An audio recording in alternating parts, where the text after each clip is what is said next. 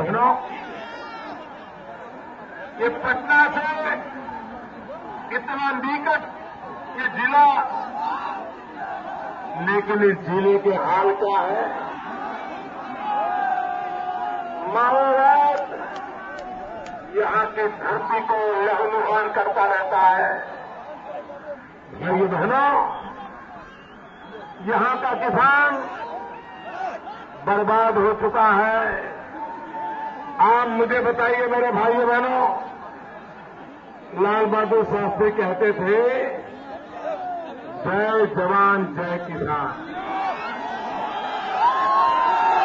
लेकिन आज क्या कहीं जय जवान नजर आता है, जय किसान नजर आता है? अभी 2 दिन पूर्व सुरक्षा बलों के जवान बम हादसे में गंभीर रूप से घायल हुए। हिंदुस्तान का टीवी पर पूरा देश देख रहा था कि हमारे सुरक्षा के लिए जान की बाजी लगाने वाला सुरक्षा बल का जवान हेलीकॉप्टर मंगवाने के लिए यात्रा कर रहा था।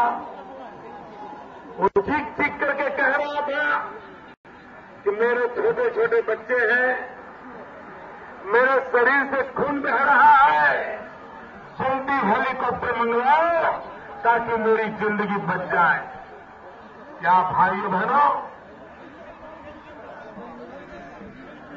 सुरक्षा की दृष्टि से ये जो व्यवहार चल रहा है, सुरक्षा बल के जवानों का ये हाल हो रहा है, उसको मौत के सामने जूझना पड़ रहा है। मेरे भाइयों बहनों, क्या जय जवान इसको कहते हैं? क्या जय जवान इसको कहते हैं? इतना ही नहीं भाइयों बहनों, आज देश में जितने किसान मरे हैं उससे ज्यादा किसानों ने आत्महत्या की। ये मौत उनको मरना पड़ रहा है, अपनी फसल का पैसा नहीं मिल रहा है और उसके कारण उसकी हालत चिंताजनक रहती है। कर्ज चुका नहीं पाता, कर्ज चुका नहीं पाता और वो आत्महत्या करने के लिए मजबूर हो जाता है। क्या भाइयों बहनों, ये मेरा किसान युद्ध में जितने जवान मरे उससे ज्यादा मेरा किसान मरा है। क्या इसको जय किसान कहेंगे? जय किसान कहेंगे? भाइयों बहनों, सरकार पटना की हो या सरकार दिल्ली की हो, इनका तो एक ही तौर तरीका है, मर जवान मर किसान।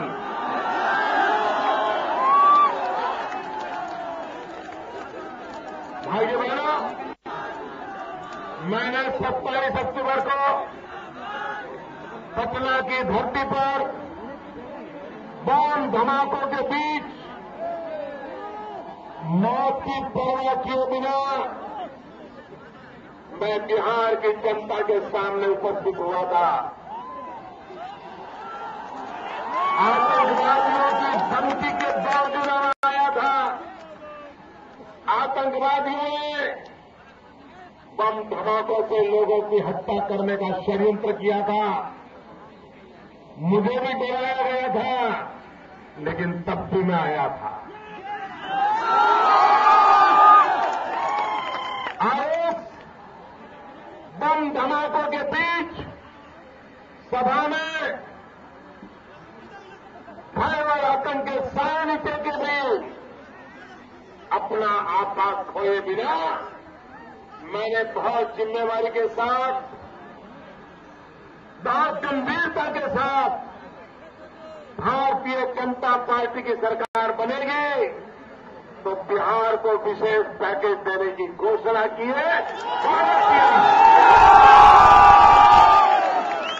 जो लोग झूठ बोलने की आदत रखते हैं, जो दोगली नीतियों से चलते हैं, जो बिहार की जनता की पीठ में चूड़ा भोंकते हैं, वो झूठ फैलाने की कोशिश कर रहे हैं। ऐसे लोगों को कभी माफ मत करना। भाइयों बहनों, राजीव गांधी कहते थे दिल्ली से 1 रुपया निकलता है तो गांव में जाते जाते 15 पैसा हो जाता है। और अभी प्लानिंग कमीशन कहता है कि दिल्ली से जो 1 रुपया निकलता है उसको गांव में पहुंचाते पहुंचाते 3 रुपया 65 पैसा अतिरिक्त खर्च हो जाता है। मतलब रुपये के 12 पैसे पहुंचते हैं। राजीव गांधी कहते थे रुपये में से 15 पैसा, और मैडम सोनिया जी आपके राज में हो गया रुपया का 12 पैसा। ये कौन सा पंजा है जो रुपये को घिस घिस करके 12 पैसे कर देता है? भाइयों बहनों, ये ऐसे पंजे हैं जो तिजोरी पर हाथ मारने की फिराक में रहते हैं,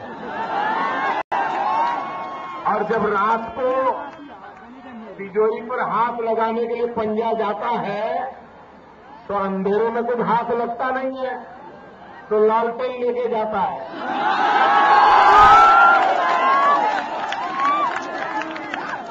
भाइयों बहनों, ये लालटेन और पंजे का खेल देश की तिजोरी को लूट रहा है।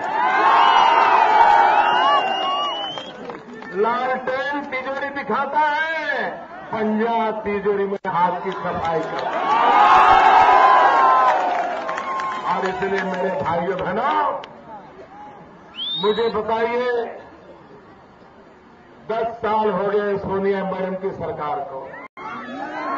आपका भला हुआ है, किसानों का भला हुआ है, गांव का भला हुआ है, मजदूरों का भला हुआ है, गरीबों का भला हुआ है, तो इन लोगों को रखते क्यों?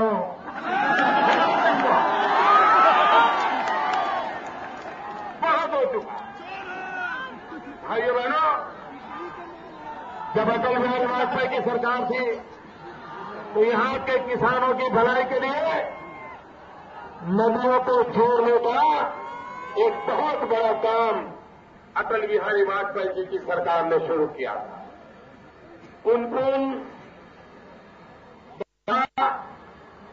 और मोरहर, ये 3 नदियों को जोड़ करके यहां के किसानों की जिंदगी बदलने का बड़ा भव्य काम अटल जी ने तय किया। नाबार्ड से 1100 करोड़ रुपया उसके लिए अलॉट किए थे, लेकिन भाइयों बहनों, ये मैडम सोनिया जी की आपकी विरोधी सरकार ने उस काम को रोक दिया, बंद कर दिया। और इसलिए मेरे भाइयों बहनों, जिन्होंने आपके भविष्य पे ताला लगाया है, अब उनको विदाई करने का ये मौका आया है। भाइयों बहनों, इस इलाके में बहुत बड़ी मात्रा में मेरे बुनकर भाई रहते हैं। हथकरघा उनका काम है, लेकिन ये दिल्ली में बैठी हुई सरकार की नीति ऐसी है कि मेरे देश का बुनकर मारा जा रहा है। क्या सरकार आज के युग में हमारा बुनकर जो काम करता है उसको आधुनिक कैसे बनाए? वो जो माल पैदा करता है उसको बाजार कैसे मिले? और मेरे बुनकर के घर में 2 टाइम चूल्हा जले, उसके बच्चे कभी भूखे न मरे, क्या इतनी व्यवस्था नहीं हो सकती? भाइयों बहनों, ये करने की आवश्यकता है। भाइयों बहनों, गया में टूरिस्ट आते हैं, बुद्धिस्ट टूरिस्ट आते हैं। जहानाबाद में भी टूरिज्म के लिए बहुत संभावनाएं पड़ी है। गया से आया हुआ टूरिस्ट वापिस चला जाता है। थोड़ी अगर व्यवस्थाएं विकसित हो जाए तो जहानाबाद में भी गरीबों को रोजी रोटी मिलेगी, उनको भी विकास मिलेगा। नौजवानों, मैं रोजगार के अवसर उपलब्ध कराना चाहता हूं। मैं किसानों को खेत में पानी पहुंचाना चाहता हूं, और जो किसान पैदावार करता है उसको पूरा दाम मिले। इस बार भारतीय जनता पार्टी ने अपने इलेक्शन मैनिफेस्टो में, चुनावी घोषणा पत्र में एक बहुत बड़ा वादा किया है। हमने कहा है आज जो मिनिमम सपोर्ट प्राइस है, किसानों से उत्पादन खरीदने के लिए सरकार जो मिनिमम सपोर्ट प्राइस तय करती है, उससे किसान को अन्याय होता है। उसका कोई नियम नहीं है। दिल्ली में बैठे हुए लोगों अपनी मनमर्जी से करना चाहते हैं। हमने तय किया है किसान को खेती में जो खर्च होगा, बीज का, पानी का, बिजली का, दवाइयों का, जो भी खर्चा होगा, उस खर्चे के ऊपर 50% मुनाफा जोड़ करके उसकी मिनिमम सपोर्ट प्राइस तय की जाएगी। इसके कारण अब किसानों का, ये किसानों के अन्याय करता जो परंपराएं हैं वो बंद हो जाएगी। मेरे भाइयों बहनों, ये इलाका है जहां दाल की खेती होती है। दाल होती है, हाँ।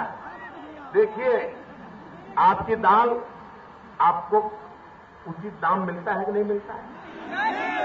कारण मालूम है आपको? आपकी दाल को आपको उचित दाम क्यों नहीं मिलता है? ये पटना वाले साहब आपको बताएंगे नहीं, और ये दिल्ली वाले तो कभी नहीं बताएंगे। मैं आज बता देता हूं।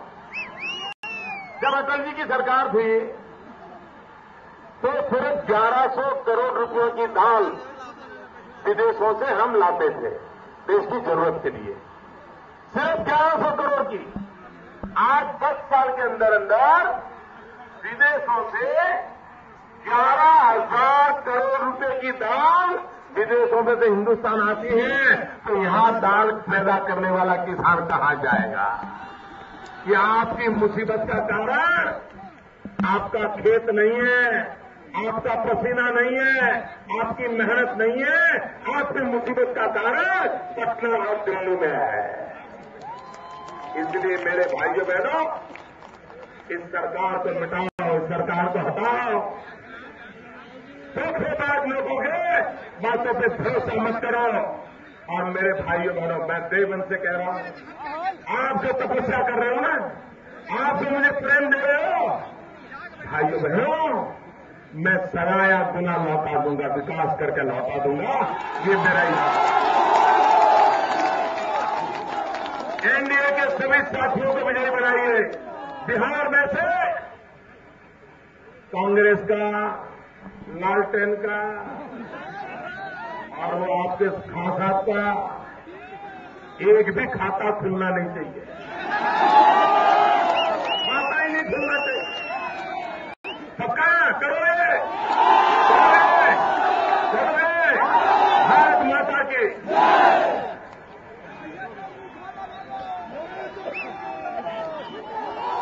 हमारे डॉक्टर अरुण जी का चुनाव चिन्ह पंखा है।